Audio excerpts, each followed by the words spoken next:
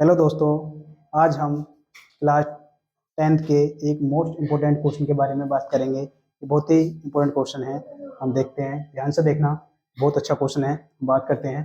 ध्यान से देखना, क्वेश्चन क्या है। सिद्ध कीजिए कि अंडर रूट 2 एक अपरिमेय संख्या है। सवाल क्या है आपके सामने, सिद्ध कीजिए कि अंडर रूट 2 एक अपरिमेय संख्या है। देखो हम क्या करेंगे, इसमें मान लेंगे, माना अंडर रूट 2 एक कैसी संख्या है, एक परमेय संख्या मानेंगे। इसको हम क्या मानेंगे, कैसी संख्या है, परमेय संख्या है।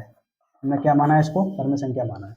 अगर ये परमेय संख्या है तो इसे हम किसके रूप में लिखेंगे, p अपॉन क्यू के रूप में। तो ध्यान से देखना, अंडर रूट 2 को क्या लिखेंगे, p अपॉन क्यू के रूप में। और क्यू क्या नहीं होना चाहिए, जीरो। क्यू क्या नहीं होना चाहिए, जीरो। और p और क्यू क्या होंगे, पूर्णांक।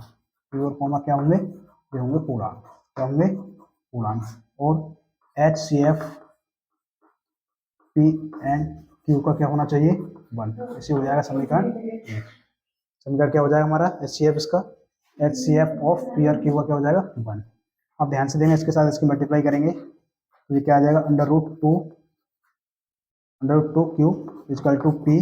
दोनों अब क्या करेंगे हम, दोनों तरफ वर्क करने पर, दोनों तरफ वर्क करने पर क्या कर रहे हैं, दोनों तरफ वर्क कर रहे हैं। तो ये क्या हो जाएगा, अंडर रूट 2 क्यू का स्क्वायर बराबर क्या होगा, पी का स्क्वायर। पी का स्क्वायर ये कितना आ जाएगा, 2 क्यू स्क्वायर बराबर कितना हो जाएगा, पी स्क्वायर। अब ध्यान से देखना कि पी स्क्वायर बराबर कितना आ गया, 2 इंटू में क्यू स्क्वायर हो गया। इसलिए कह सकते हैं कि पी स्क्वायर है वो क्या होगा, 2 से विभाजित होगा। 2 से क्या होगा, विभाजित है। क्या है, 2 से क्या है, विभाजित है। इसलिए कह सकते हैं पी भी क्या होगा, पी भी 2 से विभाजित होगा। 2 से क्या होगा, विभाजित होगा। इसलिए पी बराबर हम मान के चल लेंगे, लेट कर लें, पी बराबर क्या हो जाएगा, 2c। सही है।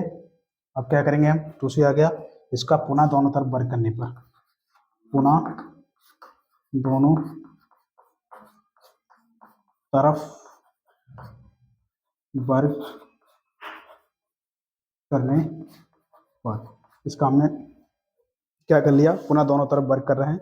ध्यान से देखना, मैं यहाँ लिख दे रहा हूँ आपको, ध्यान से देखना। पुनः दोनों तरफ वर्ग करने पर क्या आ जाएगा, पी स्क्वायर बराबर कितना है, पी स्क्वायर तो ये हो जाएगा बराबर कितना हो जाएगा, पी का स्क्वायर। ध्यान से दिख रहा है यहाँ पर, 2c का स्क्वायर हो जाएगा। ये हो जाएगा पी स्क्वायर बराबर कितने, 4c का स्क्वायर। 4c का स्क्वायर। और जो पी स्क्वायर बराबर यहाँ दिया था आपको, कितना था, पी स्क्वायर बराबर 2q स्क्वायर। इसको हम यहाँ रिप्लेस कर सकते हैं, तो कितना आ जाएगा, 2q का स्क्वायर बराबर 4c का स्क्वायर। ब्रैकेट में लगा रहे हैं चूंकि तो पी स्क्वायर बराबर कितना था, 2q का स्क्वायर था। तो 2 एकम 2, 2 दूनी 4 कट जाएगा जी।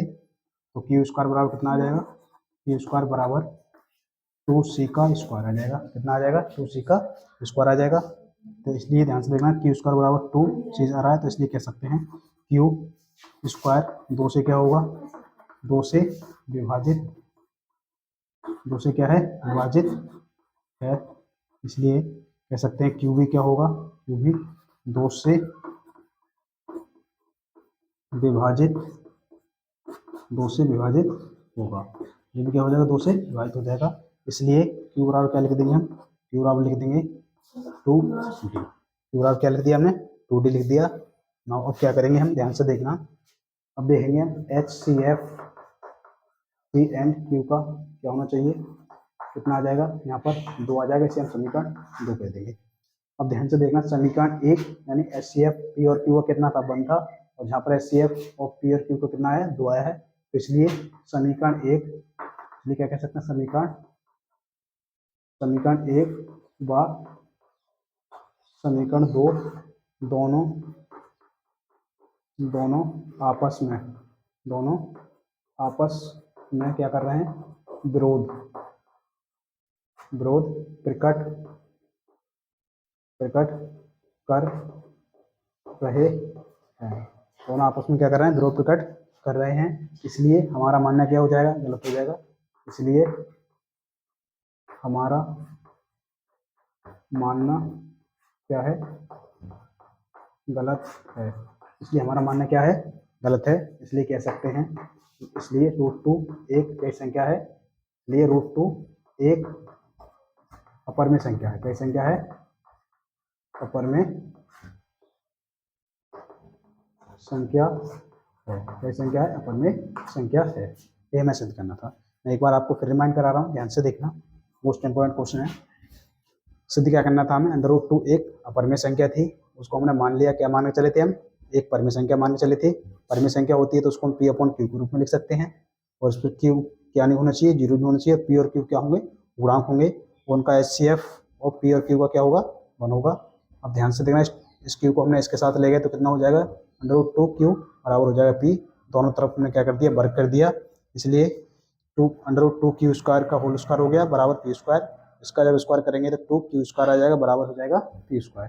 अब ध्यान से देखना, जब खोला हमने, इसके इंटू में क्या आ रहा है, P² के इंटू बराबर कितना आ रहा है, 2Q²। इसलिए हम क्या कह सकते हैं, P² कितने से विभाजित होगा, 2 से विभाजित है, इसलिए P भी क्या होगा, 2 से विभाजित होगा। इसलिए P बराबर हमने क्या मान लिया, ये मल्टीपल्स है तो इसलिए कह सकते हैं 2C हो जाएगा। अब फिर क्या किया हमने, पुनः दोनों तरफ वर्ग किया है इसके, दोनों तरफ वर्ग किया है इसके, ध्यान से देखना, यहाँ से क्या हो जाएगा, P² बराबर 2C का होल स्क्वायर, P का स्क्वायर P² आ जाएगा, यहाँ पर क्या होगा, 4C² हो जाएगा। और ये P² की जगह हमने क्या रिप्लेस कर दिया, P² बराबर कितना था, 2Q का स्क्वायर था, इसलिए P की जगह ये रख दिया हमने, 2 से 4 कट गए, 2 एकम 2, 2 में 4, 2 आ गए, तो Q² बराबर कितना हो गया, 2C²। इसलिए कह सकते हैं Q² बराबर कितने, 2 आ रहा है इंटू में, तो हम कह सकते हैं Q² भी 2 से विभाजित है, इसलिए Q भी क्या होगा, 2 से विभाजित होगा। सही है, होगा, इसलिए Q बराबर हमने क्या मान लिया, 2D। अब हम देख रहे हैं HCF of P and Q का कितना होगा, 2, क्योंकि इसमें भी 2 है और इसमें भी 2 है, दोनों P और Q का 2 है, तो कॉमन कितना आ जाएगा, 2 आ जाएगा, तो इतना आ गया। हमने यहाँ देखा था HCF ऑफ P Q का कितना था, 1 था, जहाँ पर HCF ऑफ P और Q का कितना आ रहा है, 2 आ रहा है, इसलिए दोनों समीकरण 1 और समीकरण 2 दोनों ही आपस में क्या कर रहे हैं, विरोध प्रकट कर रहे हैं। इसलिए जो हमने माना था वो क्या, हमारा मानना क्या हो जाएगा, गलत है, इसलिए √2 एक परमेय संख्या है, यही हमें प्रूव करना था। बहुत अच्छा क्वेश्चन है। अगर आपको वीडियो अच्छा लगे तो लाइक करना, शेयर करना एंड चैनल को सब्सक्राइब करना। Thank for watching.